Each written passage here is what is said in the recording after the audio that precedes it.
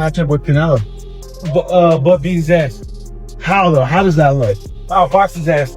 Just outboxing the shit. Well, I'm about to wait them. It don't matter. Bud been fighting big people all the fucking life. Gonna find out who the best man is. I respect you for what you have done in the game. Tito. But you ain't never went up against me or my staff. That's the only thing been high. So you remember something. What? Tell me about that. We've been here before. You trying to get there. Is a pretty intelligent guy. He might not try to talk, and say different things to jump off the page at you, but he's not a stupid guy, man. He's intelligent. At the press conference, Terrence Crawford's trainer, Brian "Bo Mac" McIntyre, sent a clear warning to Canelo Alvarez. He insisted that size and weight differences won't matter on fight night.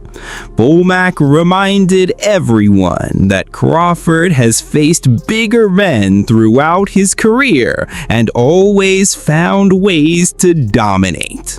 With calm confidence, he declared that Canelo is in serious trouble, not because of size, but because Crawford's skill set and mindset will be the deciding factors when the two finally step into the ring. This matchup with Canelo.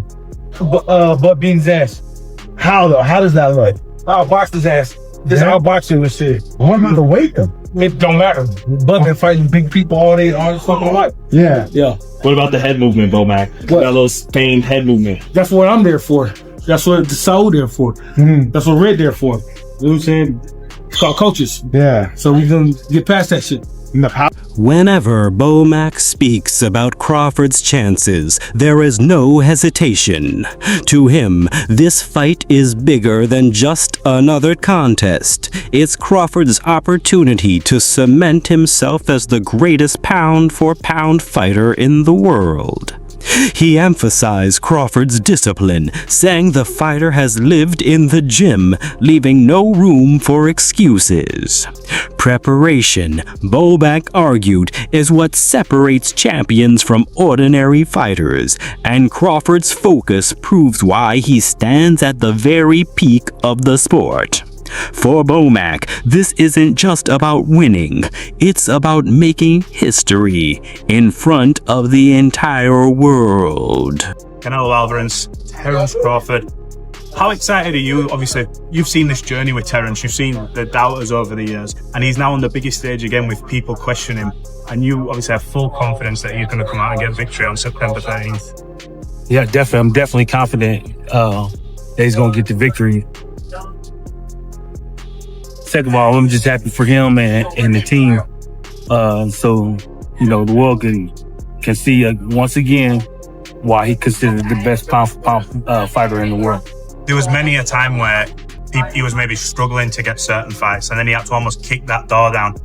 Is it nice to see him sort of getting the fruits of his labour now and getting that generational wealth off the back of what is, obviously it's a hard career boxing, you don't get given anything. Definitely that. Definitely good to see him get, like you say, fruits of his wealth.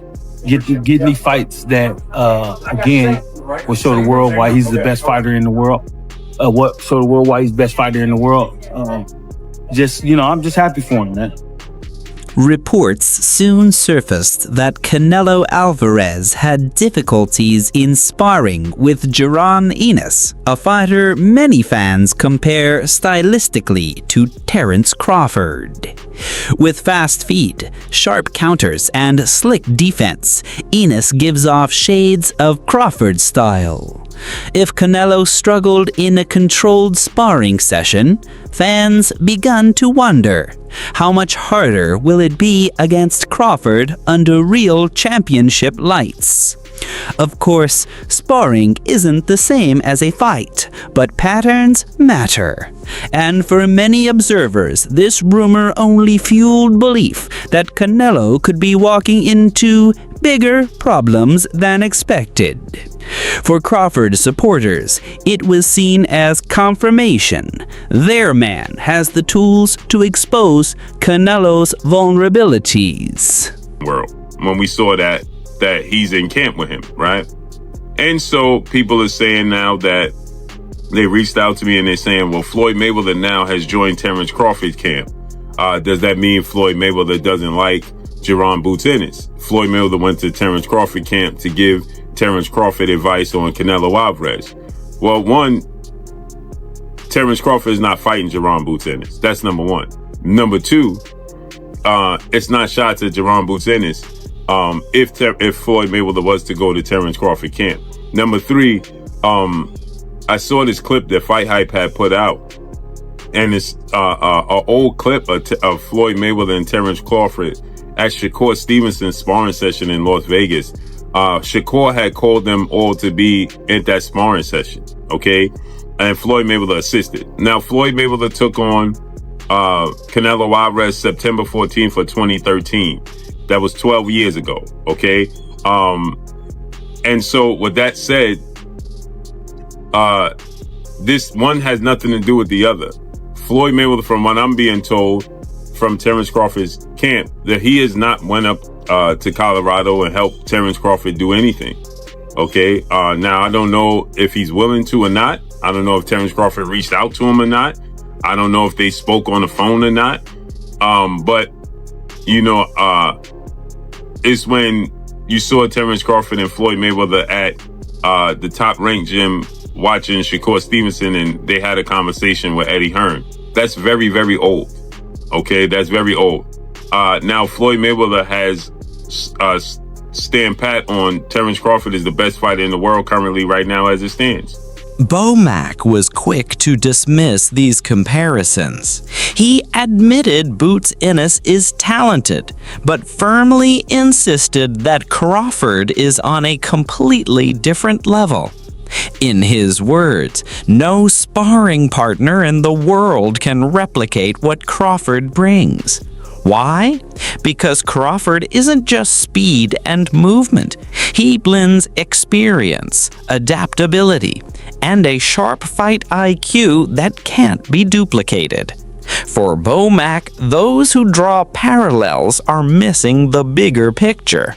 The real fight will showcase Crawford's individuality and his ability to remain composed and dangerous under pressure. I know you saw him sparring with Boots. Give me your initial response. That don't mean shit, man. That don't mean shit.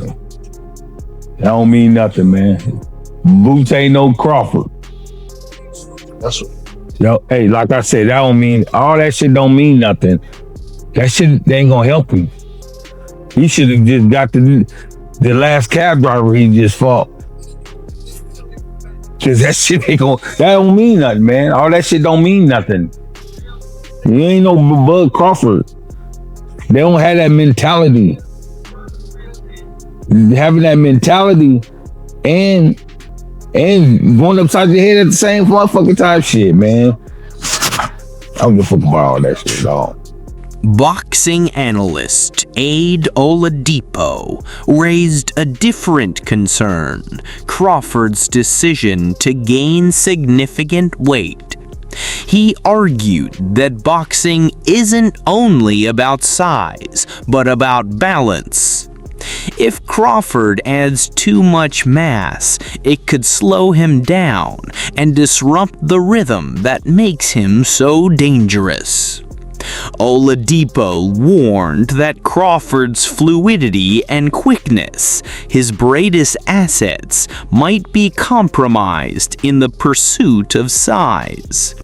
While fans celebrate his willingness to step up, Oladipo reminded them that adjustments must be careful because even good preparation can create new risks. Too wiry. Crawford was the guy at 135 pounds that looked really skinny. Even at 140, go and watch his fights against, who's the one that made, I'm trying to think of his name now.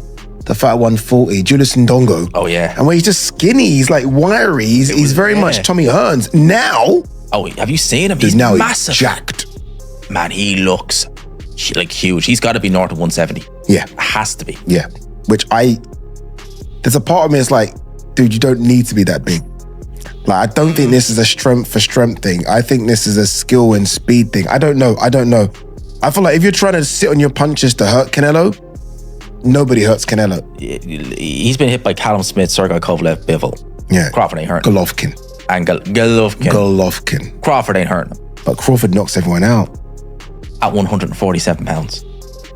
When he at 154, did he knock out Ismail Madrimov? No, he didn't put a dent in him, really. Didn't put not even a little dent in him. Canelo Alvarez is not Ismail Madrimov. Yeah, but okay, who is Canelo Alvarez now? That's a good question. Yeah, like who are we watching now? Because when I go back and watch the guy that fought Skull, everyone likes to dig out Skull. Sorry, one second. Canelo's got to do more. Canelo's output was the worst output I've ever seen of a unified champion. I'm not joking, the worst. That fight. Yeah. He literally did.